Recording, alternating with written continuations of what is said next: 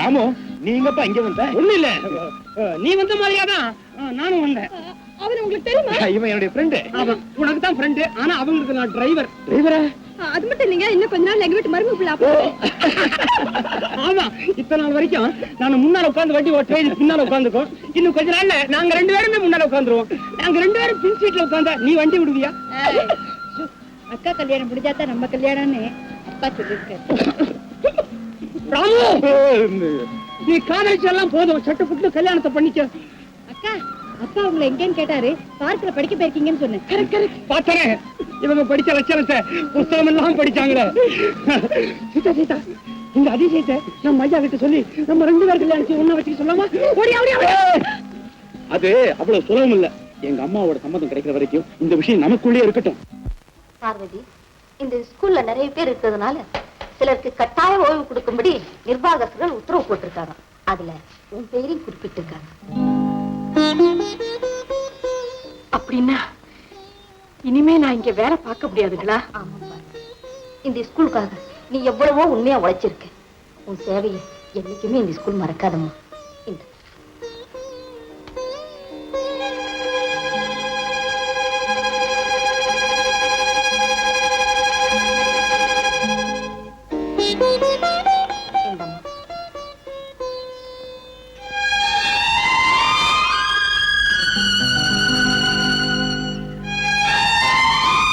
இன்னும் கொஞ்ச நாளைக்கு நான் இந்த வேலையில இருந்திருந்தேன்னா என் பிள்ளைய கலெக்டருக்கு படிக்க வைக்கிறதுக்கு எவ்வளவோ உதவியா இருந்திருக்கும். நான் என்ன செய்வேன்? திடீர்னு வேலையில இருந்து நீக்கிட்டாங்களே. எப்படியும் படிக்க வச்சுட்டானே ஆகணும்.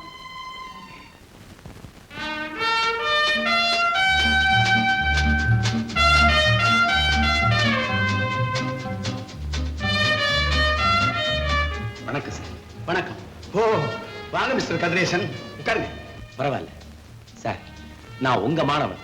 எப்பவும் போலவே என்ன நீங்க பேர் சொல்லித்தான் கூப்பிடணும். உன்னை மிஸ்டர்னு கூப்பிடுறதுல எனக்கு தான் பெருமை. இந்த காலேஜுக்கு நீ மாணவனா வந்து சேர்ந்த. இப்போ இதே காலேஜுக்கு நீ லெக்சரரா வர போற. விடாமுயற்சியும் தன்னம்பிக்கையும் இருந்தா லெக்சரர் என்னப்பா, உங்க அம்மா சொல்ற மாதிரி நீ கலெக்டராவே வரலாம். இது தற்காலிக போஸ்டா இருந்தாலும் நீ IAS எழுதுறதுக்கு பண வசதிக்காக மட்டுமல்ல, அனுபவ ரீதியாகவும் இது உனக்கு ரொம்ப உதவியா இருக்கும். அதனாலதான் இந்த வேலைக்கு ஏற்பாடு பண்ணினேன். சார், என் குடும்ப நலவை புரிஞ்சு குறிப்பறிஞ்சு நீங்க செய்த உதவிக்கு ரொம்ப நன்றி சார். இந்த கல்லூரியுடைய மேன்மைக்காகவும் மாணவருடைய முன்னேற்றத்துக்காகவும் என்னால முடிஞ்ச சேவையை நான் நிச்சயமா செய்வேன் சார். இது உறுதி.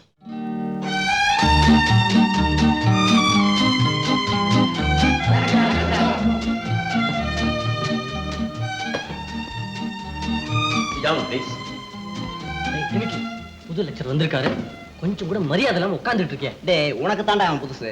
இவன் என் கூட PUC ஒன்னாவே படிச்ச வேண்டாம். டேய், இத சொல்ல உனக்கு வெக்கமா இல்ல? டேய் மணி, பல்ல உடைச்சிடுறேன். Santhanam, Amirthalingam, yes sir. Balaraman, yes sir. Jimki, yes sir.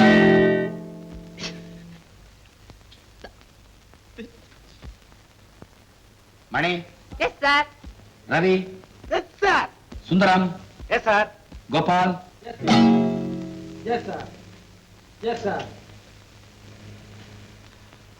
Jimki, என்னை ஏமாத்த நினைச்சு நீ உன்னையே ஏமாத்திக்கிற. ஆஃப் பண்ண அந்த டேப் ரெக்கார்டரை.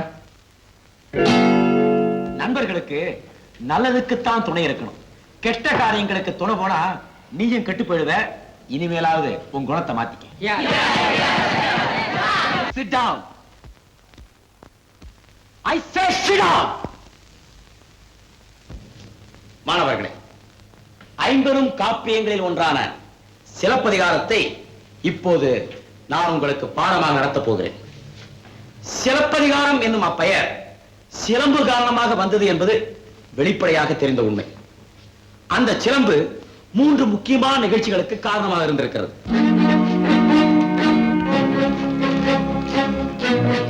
இல்லைங்க,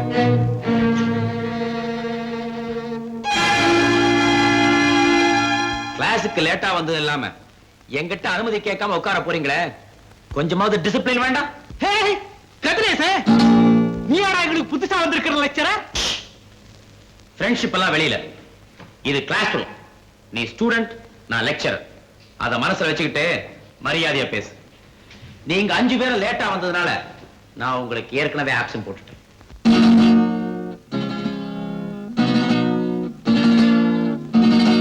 நீங்க விரும்பினா கிளாஸ்ல உட்காரத்துக்கு அனுமதி கொடுக்குறேன். ஆனா இந்த மாதிரியே கிளாஸுக்கு மட்டம் போட்டுட்டு இருந்தீங்கன்னா டேர்ம் டேஸ் குறைஞ்சு பரீட்சை எழுத முடியாம போயிடும். அதுக்கப்புறம் அதுக்காக வருத்தப்பட்டு பிரயோஜனம் இல்லை. உட்காரு.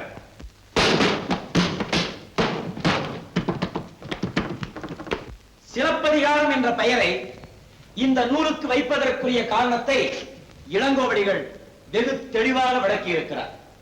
சூழ்நிலை சிலம்பு காரணமாக என்ற தொடரில் வரும் அடைமொழியை ஆழ்ந்து கவனித்தால் நமக்கு இந்த உண்மை நன்றாக புலனாகும்.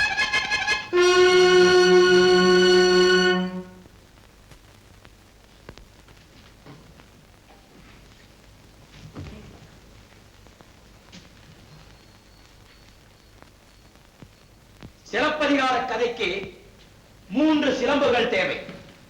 கண்ணகியின் சிலம்புகள் 2, கோப்பெருந்தேவியின் சிலம்பு 1.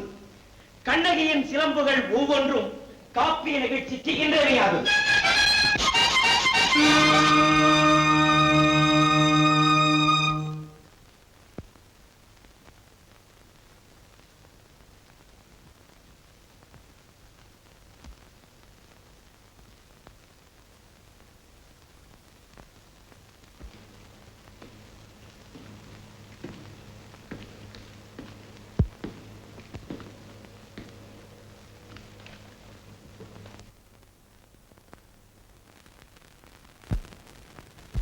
நான் பாடம் நடத்தும் போது யாரோ தடுத்து நிறுத்தணுங்கிற எண்ணத்துல மௌத்தார்கனை வாசிச்சு கலாட்டா செய்யறாங்க.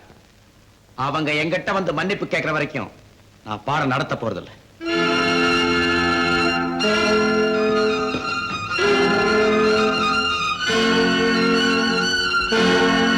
ரவி, நீ தானடா மௌத்தார்கன் வாசிச்ச? நீ பாத்தியா? ஆமா பார்த்தேன்.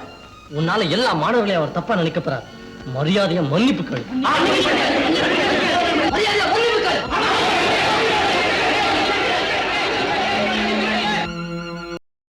இன்னும் பல வீடியோக்களை காண சன் லைஃப் சேனலை சப்ஸ்கிரைப் பண்ணுங்க.